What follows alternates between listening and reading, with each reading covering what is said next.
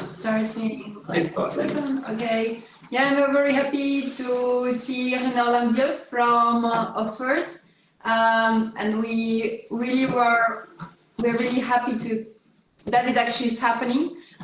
We know Renaud for quite some time from different works on theory and practical applications. So looking forward for your talk.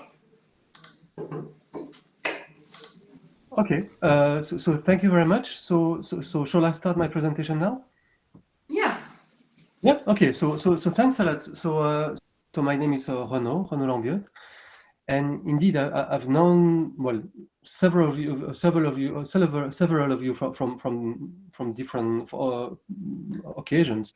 But actually, just a little story, if I remember well. So this talk basically emerged from a completely random. Right.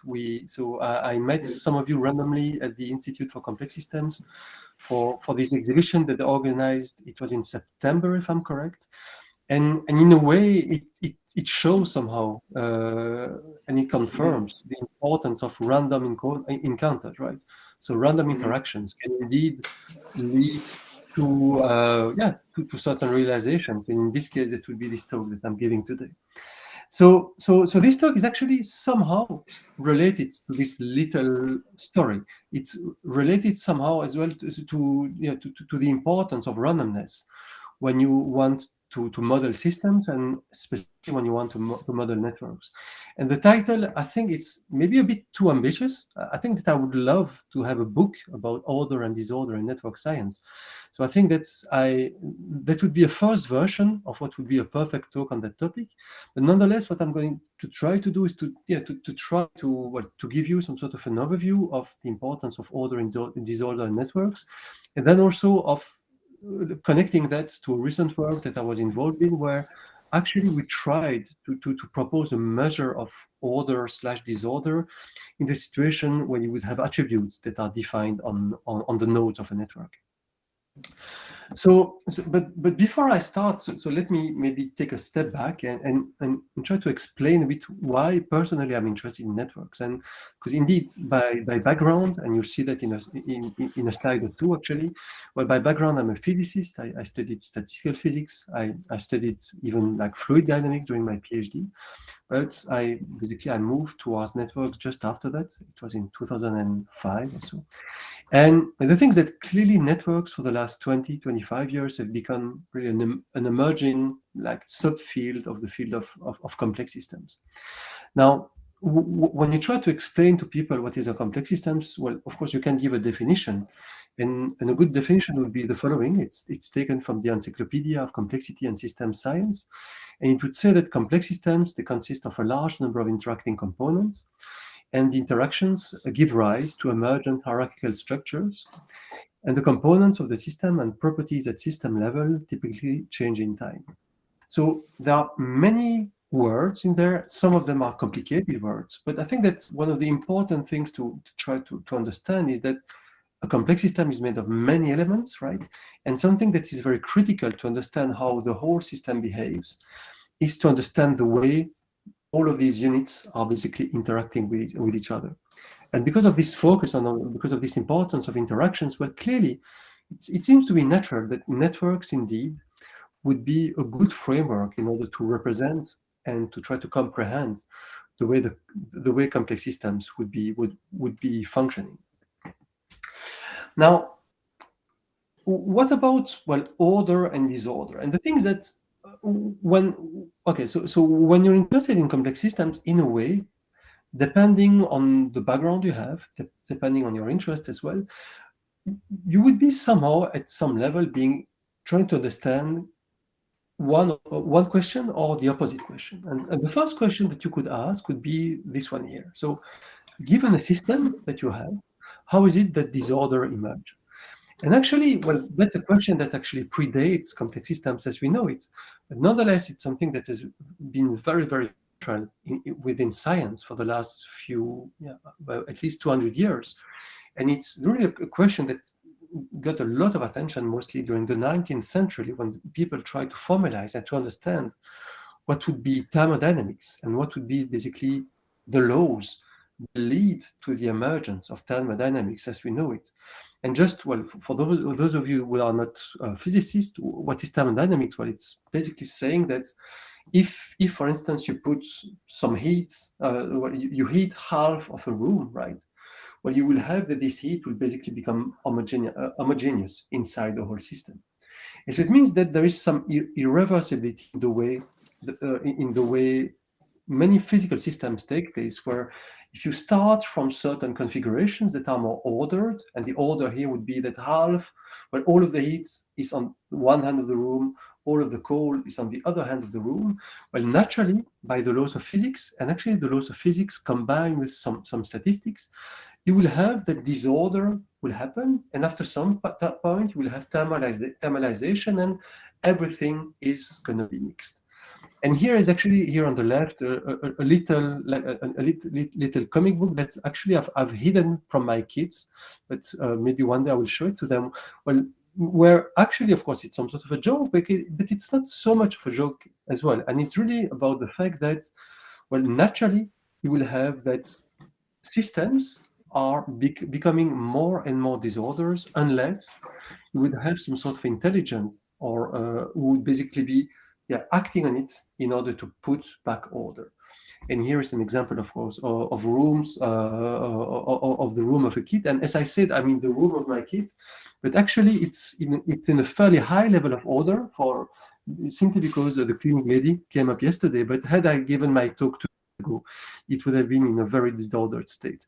But in any case, you have that disorder naturally emerges, and for that, there have been actually beautiful theories that have been trying to explain that, one of which is due to someone called Boltzmann. There is something called the Boltzmann equation that basically tries to understand these interactions that exist between stats, math, and physics, and how if you combine the laws of motion, and when you combine the law of motion with the fact that you have many interacting units, and adding just a little twist of statistics, you will basically have that naturally, you will have that even if physics is reversible, the laws of motion are reversible, you will have that at the collective level, you will have irreversibility that emerges.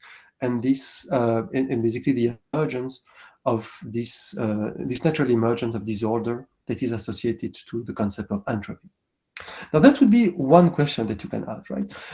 Another question would be just the opposite, and that actually is something that people, for instance, worked on quite a lot in the 60s, 70s, where what you would ask is, okay, so we know that from the laws of physics, disorder should emerge, right? Thermalization, entropy increase, but nonetheless, in our daily lives, we observe order, we observe patterns, and patterns are the contrary of disorder. Patterns are order. We observe regularities. And something that fascinated people was actually to try to understand what would be basically the mechanisms through which nature or society basically naturally leads to the emergence of order. And here is obviously a beautiful example of patterns on a zebra that whose basically, at least qualitatively, can be understood by something called reaction diffusion, and that was basically associated to something called Turing phenomena, and proposed in the 50s by Alan Turing. And so you see here that you have these two questions, right? Why disorder, why order? And that basically can come from the perspective where you come from. Do you come from physics? Do you come more maybe from biology? But also, trying to understand what could be surprising. Now, this order that I was mentioning, this order could be simply like physical, spatial, right? Spatially, you observe some spatial patterns. But this order could also be temporal. And here's like an example of fireflies, and fireflies have been used basically, really, it's a very nice example of systems where you would have that synchrony naturally basically emerges from the interactions that takes place between fireflies, typically by means of proximity. A firefly is basically affected by the behavior of the fireflies around it. And what you have, and that's kind of beautiful to see, is that if you observe firefly in the night, well, I've never had the chance, to be honest, but I've seen a movie. You will have that initially they would behave relatively randomly. So you have something where initially they are not synchronized with each other, But because of these interactions, naturally you will have the emergence of order, and they will start to basically act in a synchronized fashion. And so it means that you have these kind of like contradicting forces, where on the one hand, systems tend to go to disorder for basically mechanisms associated to entropy. At the same time, you may have the systems go to ordered configurations. And this order can either be spatial or it could be temporal, as in the case of the fireflies. And even more than spatial or temporal, you could also have situations where you would have patterns that are spatial and temporal together.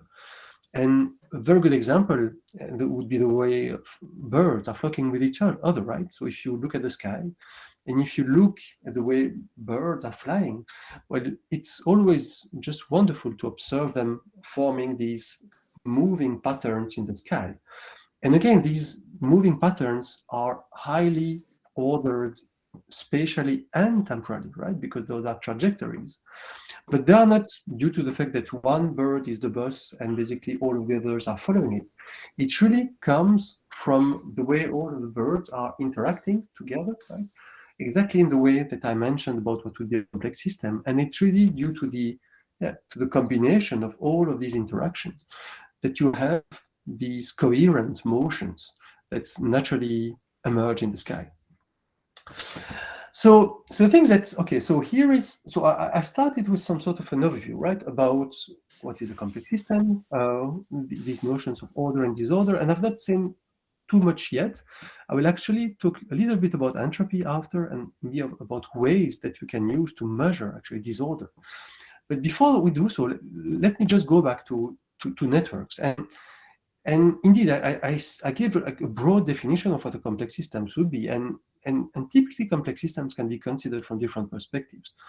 And so people would be modeling them by means of agent-based simulations, where you would have, for instance, well, a good example would be for epidemic spreading. You would have agents that would be people. You would try to have rules about the way the agents are basically meeting, for instance, where they go to work, when they take the underground, when they take their car, and so on and so forth. And then by means of these agents-based simulations, you try basically to understand and to predict the future course of an epidemic spreading. That would be a very good example. But other frameworks exist as well, and those would be including, for instance, information theory, but also very proeminently, you would have dynamical systems and chaos theory. Theory was basically is something that naturally arose from complex systems science in the 1970s, and try to actually explain somehow why, in this case, something very simple could lead to something that could be very complicated.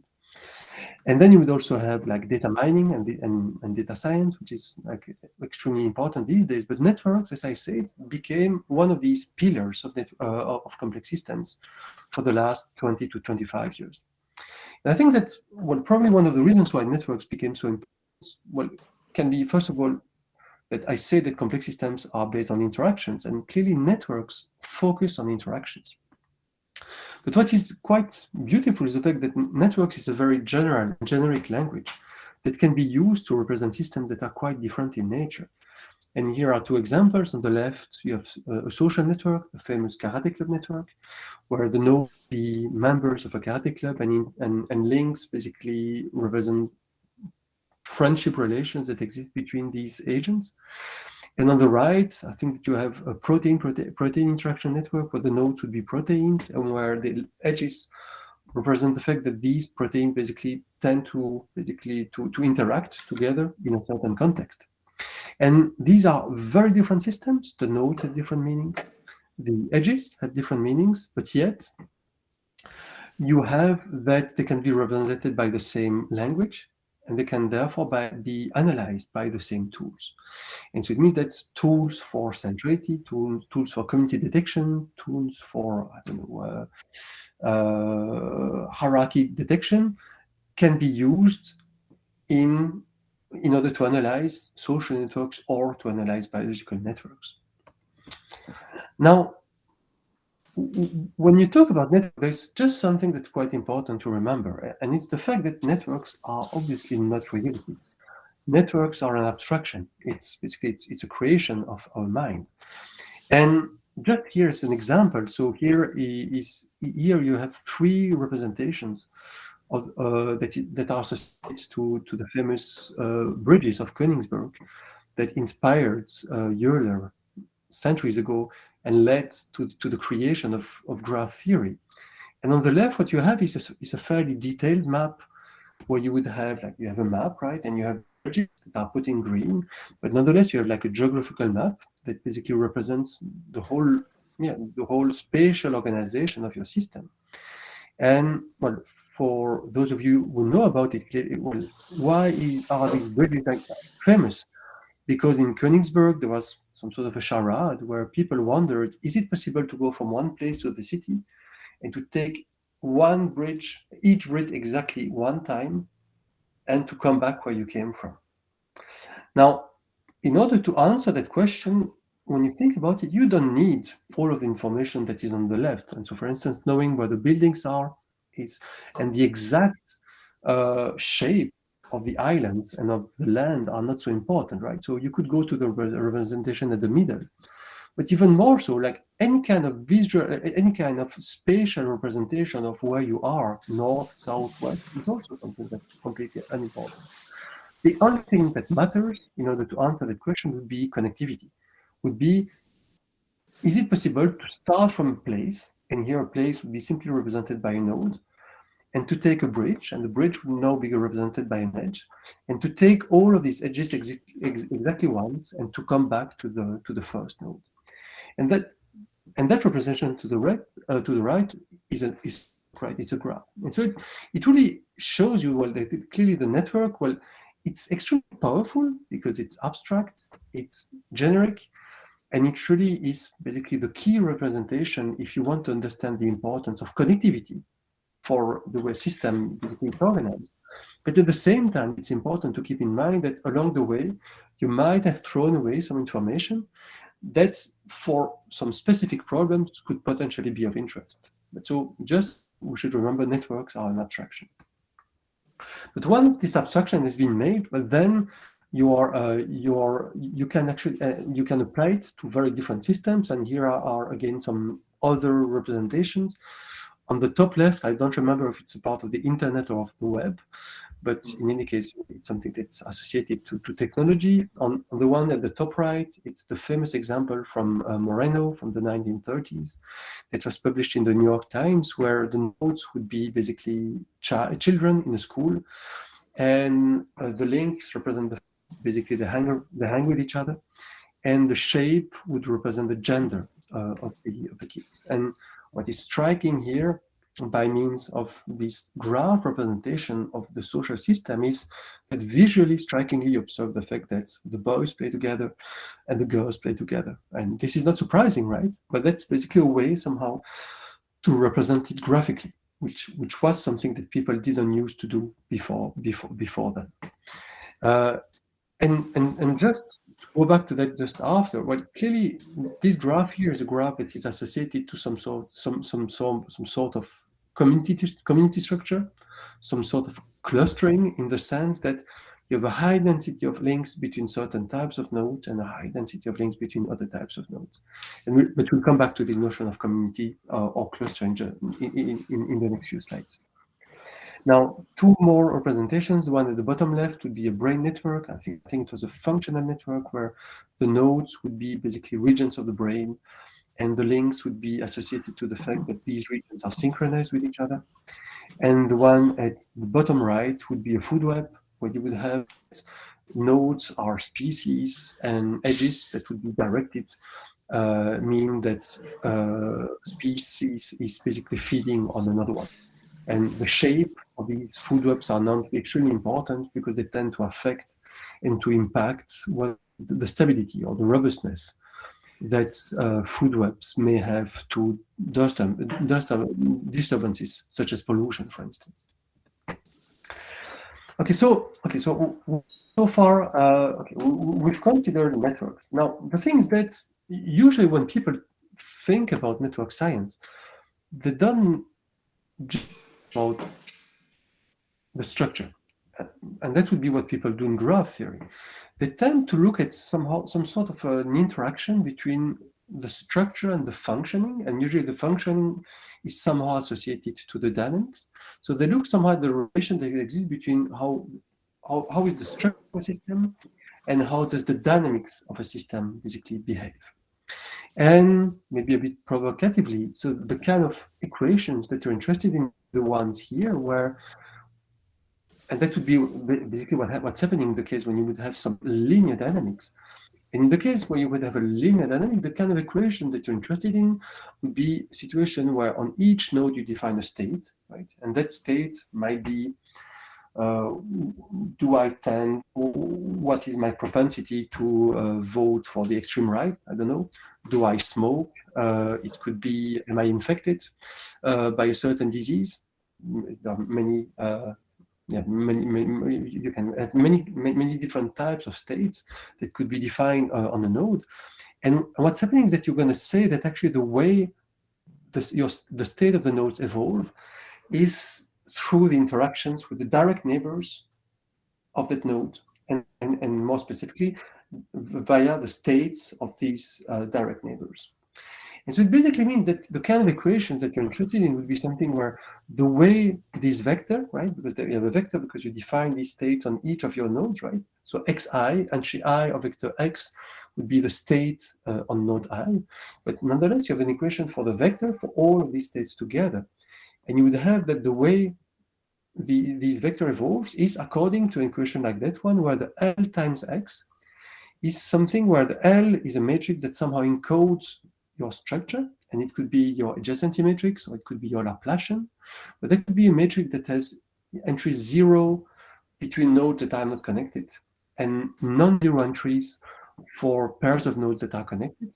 And because of that, you would basically have that the effect of multiplying L by X would basically mean that you're going to be having that only the nodes that are connected basically can influence each other, and can therefore impact the way the rate of change of the state of node I would be evolving in time.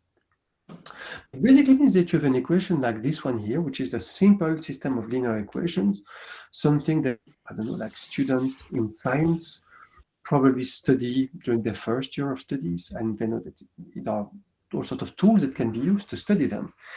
And it involves like finding, doing, for instance, a spectral decomposition of the matrix L and decomposing it in certain eigenvectors that basically have to simplify the equations and describe how does the dynamics take place in different directions. Now, that would be for the one here, for this kind of like interpretation. Now, the thing is that you can look now, when you look at it from a network perspective, you can look at it from different angles. The first one would be, okay, so this is a system of equations that I know how to solve, but now let's assume that I have a graph. What would be the properties of the graph that will impact my matrix L, and hence impact the eigenvalues and the eigenvectors, and may therefore either accelerate or slow down diffusion? And for instance, you could think of SI, like some epidemic rating dynamics. You can think of random walks, of consensus. And you can try to understand how do certain patterns, how do certain types of structures in your graph slow down or accelerate diffusion, impact on the spectral properties of this matrix L, of these couplings. The other thing that you can try to do is to look at it from the other perspective and try to understand, okay, so now let's assume that you have a dynamics that is driven by this equation. How can I use the dynamics in order to help me find something interesting in my graph? And that would be, for instance, what the people do with PageRank. So PageRank is a centrality measure that is based on random walks. And for that one, what you do is actually you look at a random walk process whose dynamics is actually taking a shape that is very much like this one. And then you define the importance of a node based on the stationary state associated to these dynamics. And that would be for centrality, but also for clustering. You can think of something like the map equation, or you can look at Markov stability, where in those cases, you again use random walks in order to uncover structure from interesting structural patterns in the graph from the impact that they have on some dynamical process. Now, okay, so it means here that we have these types of questions, right? And something that usually is quite critical is to understand what is actually the impact of randomness on these questions. And again, this goes back to this question of order and disorder. And when you think about it, this is actually, well, clearly I think that people would not argue on the fact that possibly one of the two first papers in network science would be the paper of Watts and Strogatz from 1998, where they had this paper designing the so-called Watts and Strogatz model for small worlds. And actually, in that paper, at the essence of it, they actually tried to understand what it would mean for a graph to be between something that is order, and in that case, that would be a regular lattice, and something that would be random, and that would be something that would be a random graph. And they tried basically to have some sort of a model that would allow you to interpolate and to have networks that would present a lot of regularity, but at the same time show certain behaviors that would be associated to randomness. And why did they propose that model? Because they observed empirically that actually many systems tend to be somehow in between these two extremes. Now, this is actually even more than 20 years later, it's still a beautiful paper to read, and it's a paper that I recommend to my students to read. And it's beautiful because actually it looked at questions like those, right? By trying to understand what would be the impact of order and disorder on some dynamics that would be taking place on the system. But then other types of questions that people can also ask about it would be, for instance, if you observe a graph, what would be the structural properties that you observe that can be explained by chains alone? What are those that are due to something else? And so, for instance, for that, you have the whole field of designing random graph models, where if you have a random graph model, what you can do is basically to have a model where you would generate graphs using some randomness, some models that are based on randomness, and then you can try to observe whether or not what you observe in reality is different or very similar to what randomness would predict. And this is something that people use, for instance, for motifs, where they say that a motif is significant if it cannot be explained by chance, basically. But even more so, the fact that very often when you have a graph, you only have you only have one measurement of that graph, and measurements are, as we know, like subject to errors. And something that has gained a lot of popularity in recent years is to try to understand what is the impact of errors that would be modeled by randomness on network measurements, for instance.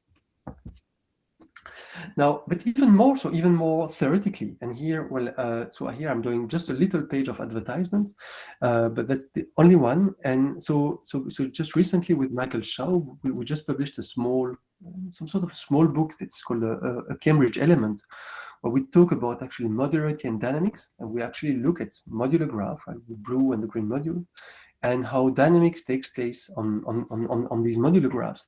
And so actually, the whole, if you're interested in it, I can send you the PDF. Actually, the PDF is freely available on my website. So it means that I do an advertisement, but it's not to gain anything from it. But the things that in that paper, we're interested in this interplay between dynamics and structure. And one of the things that we consider is actually this. If you have a system that is extremely modular to the level where you would have basically separated cliques, right? But then, and that would be a bit like when you would start not from a regular graph here, you would take a system made of cliques, right? And then you start to add some random connections, right? Well, then basically what you try to understand is what would be the impact of these random connections on the spectral properties of the matrix. And that's something that actually can be studied by using something called the Weil's perturbation theorem, and helps to understand the reason why certain methods for community detection are functioning, and especially and specifically about spectral methods, for instance. I don't think that that's very important. Okay, so now, so here I've talked relatively generally so far about order and disorder in systems, and also order and disorder in networks.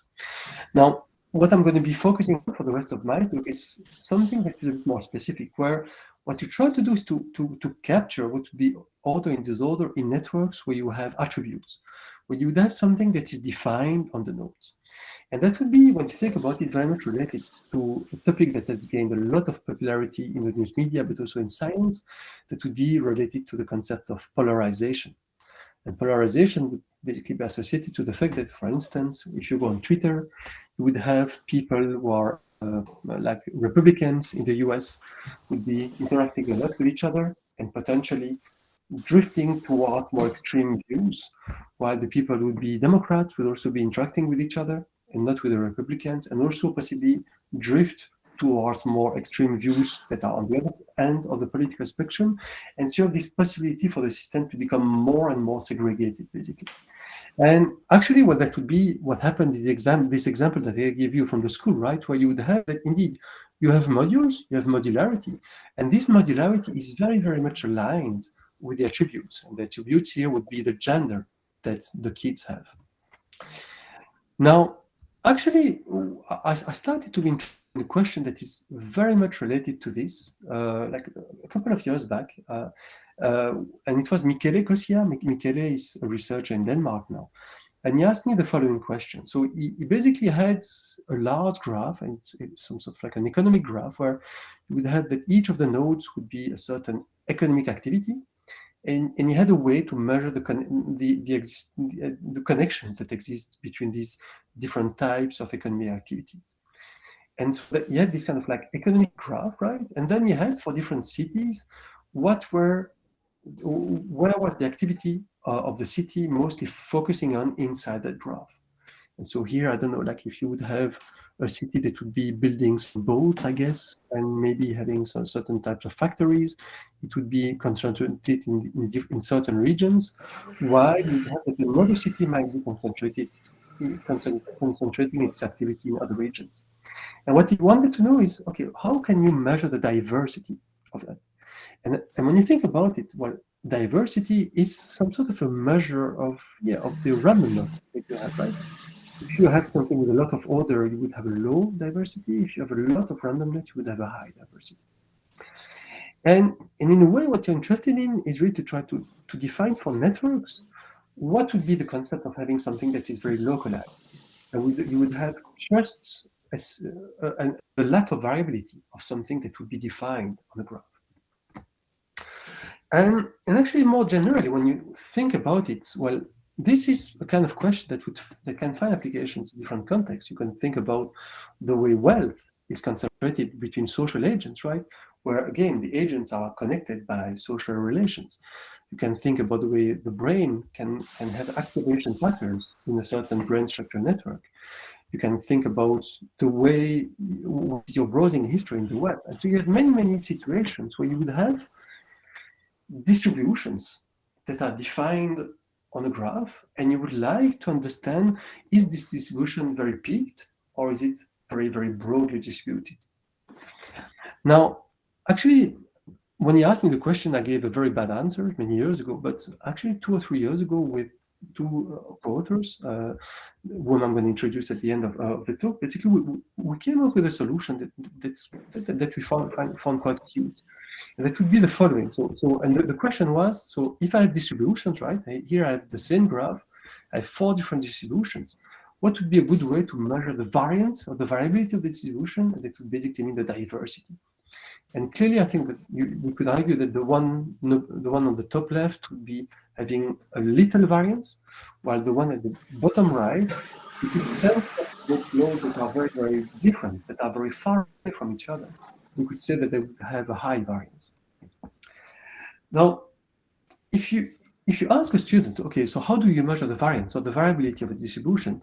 Well, I think that depending on the context, or depending maybe on the course that he or she had before, it would give you one of the 2 following answers. So if he thinks about certain numerical values, right, or values that might be defined in a Euclidean space, for instance, well, then I think that naturally they would think about the variance, right? So the second moment of your distribution, that's indeed something that measures the spread of the distribution, but in the situations where indeed like you have a certain order for your variables. But in contrast, if the person had been considering some categorical variables that are not connected with each other, and so that could be, for instance, being blonde, being dark-haired, being bald. Well, in that case, you don't have connections between the variables, and then a natural way to measure variability would be through entropy, for instance, Shannon entropy. And so here, somehow in between, we try to do something that would be a bit in between, right? Neither a straight line, nor something that is completely random. What we wanted to have like more general pattern between the nodes, and yet be able to measure the variability.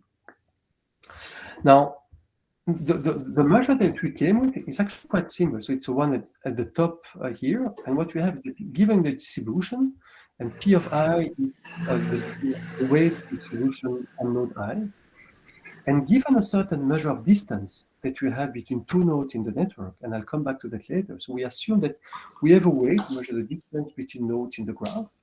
Well, then we would have the variance would be given by this expression here. And here that would mean that the variance basically is going to be high in situations when you have Pi and Pj that are large, right? And that the distance between them is very large, right? So if you have situations where nodes that are very far from each other both have a high value of P, that would tend to lead to a high value for the variance here. And actually, we also came with a measure of covariance, but I don't think that I will have a sufficient amount of time to talk about it. Now, actually, we worked a lot on that. We did some experiments, and then we started to write the paper. And when writing the paper, actually, I think even after we finished writing it, we discovered that actually this measure here is exactly the same as something that is called Rao's quadratic entropy. It was a measure that was not proposed for graphs. It was something that was proposed for metric spaces. So if you have a metric space, and the Rao proposed something called quadratic entropy. It's not entirely surprising that we arrived at something similar, because here we embedded somehow implicitly the nodes in a metric space by assuming that we had a measure of distance that existed in between them. Now, what is nice about this expression here at the top is the fact that, well, first of all, it's going to be recovering the usual measure of variance in the cases where you have like a Euclidean space, and the distance between the nodes would be a Euclidean distance. But even more so, what's kind of fun is that it allows you to recover a certain entropy measure, and that would be something called Renaud entropy of order 2, in the situations where the nodes would basically be indistinguishable. And in a network language, that would be basically what's happening in the case when you have a fully connected graph. And so it means that if you have a line, you recover a variance. If you have a fully connected graph, you recover an entropy measure, and that would be something called the Renaud entropy. Now, okay, so what should be the distance that should be used? So here what we decided to use, well, we could have used the shortest path distance, because the shortest path distance it's very intuitive. People know about it. And it's also something that is known to be a metric. But what we decided to use instead is something called the effective resistance. And the effective resistance is basically a measure that is basically inspired by electric circuits, but finds many nice connections with random walks, basically. And one big strength that effective resistance has over shortest path distance is that it's much more robust to noise again. And why is that? Because effective resistance says that two nodes are very close to each other, not simply based on one path that would be the shortest, but by all of the paths that are existing between the two nodes. And so if, for some reason or another, a link is not observed, or a link disappears, or a node disappears, it will affect, of course, the distance, but critically than it would with the shortest path distance. Now, something that's quite important to emphasize is the fact that the shortest path distance and the effective resistance are both metrics, and so that, well, they are, and in particular that they verify the triangular inequality. And on top of being more robust, something that is nice about the effective resistance is that it's basically defined in terms of the invert or the pseudo-inverse of the Laplacian of the graph. And so because of that, it has very nice algebraic properties. And it can be studied by means of tools of linear algebra, which is something that actually we use extensively in the paper for the proofs that actually we will not be showing today. Now, okay, so given this definition that I gave, does it give us like what we expect? Well, actually, yes. So here we have these 4 examples, right?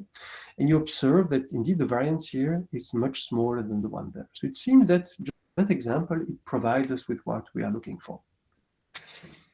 Now, so besides that example, so we try to look for certain data sets where we could use it. And actually we used the data set that we had been collecting for quite some time and never properly analyzed. And what we did at the time was to download some big parts of the archive.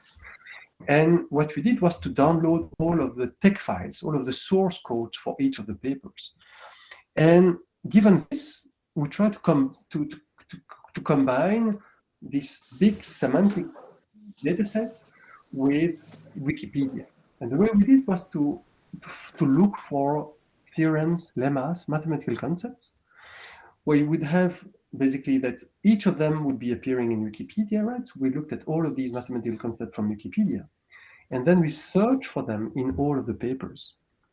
And so what we had basically was something where we would have a graph, right? And the graph would be coming from Wikipedia, would have that basically the concepts are related with each other, right, via hyperlinks in this web. That would be Wikipedia. And on top of that, for each paper, we have a certain distribution that tells us what are the concepts that are used inside that paper.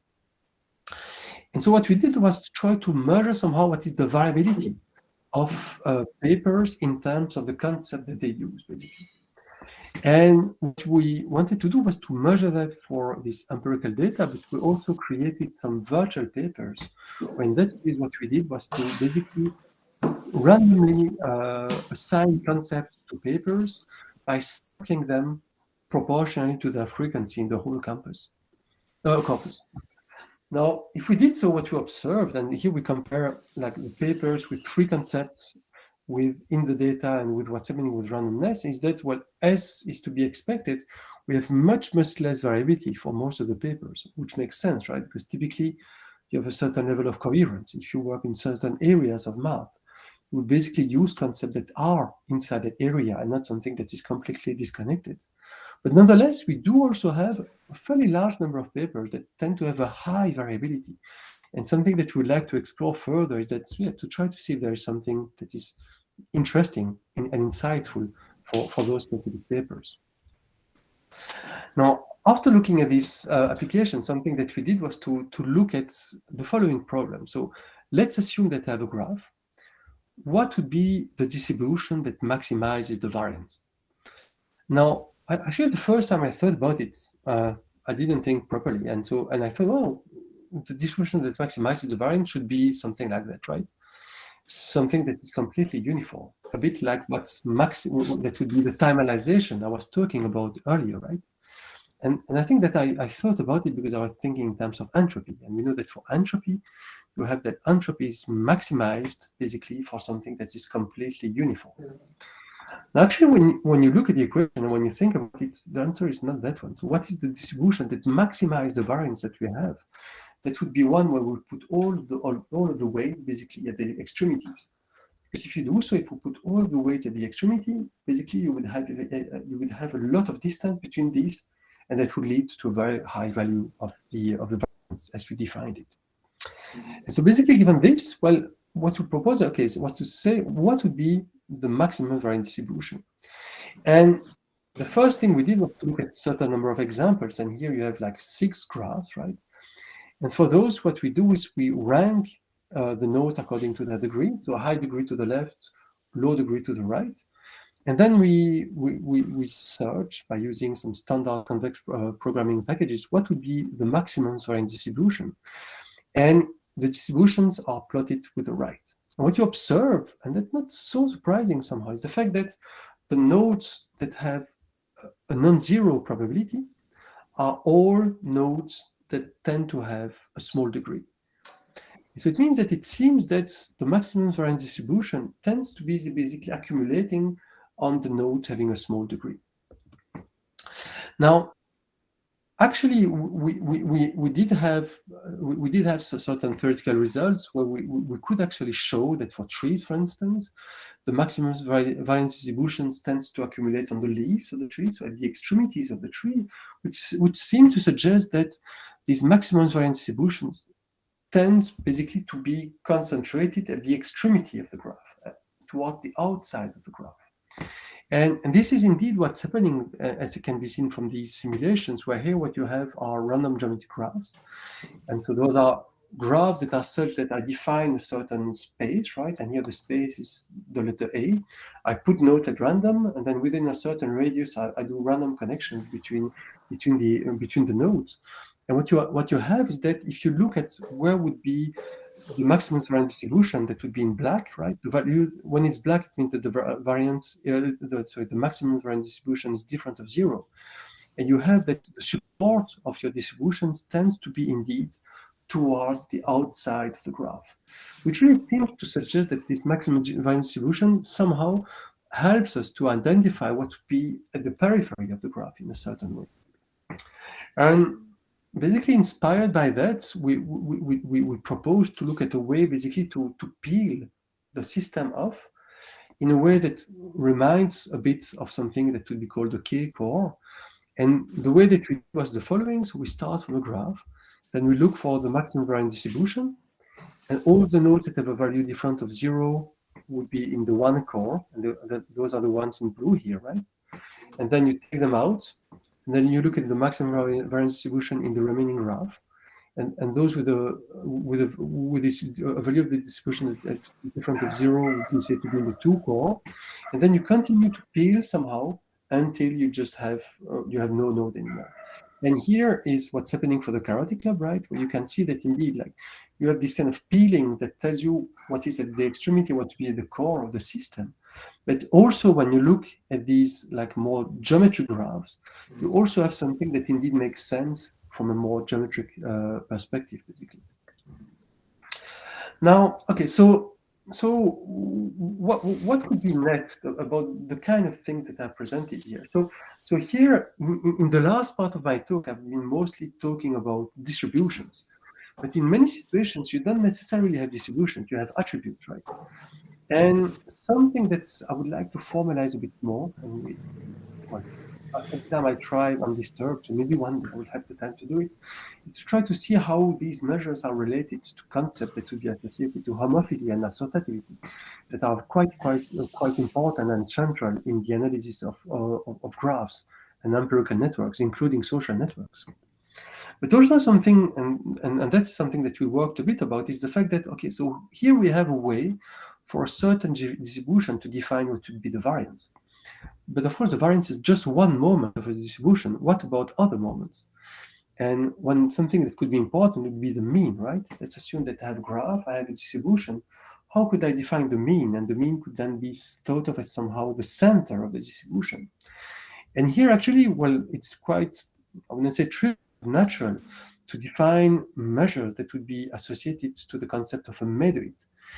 And the medoid would basically be something that minimizes somehow the distance that a node has from all of the other nodes in the system. And that's actually something that we're investigating, trying to see how this notion that would be associated to the notion of medoids relates to classical measures of centrality for graphs. Now, well, I would like to thank you all, first of all, for your attention. So I would also like to thank my two co-authors. So Samuel Martin Gutierrez, he was in Spain at the time, now he moved to Vienna. And Karel de Vriend, who was my PhD student from Oxford. And yeah, so I think that would be the end of my talk. And I hope that it was joyful, that you enjoyed it. And I thank you very much.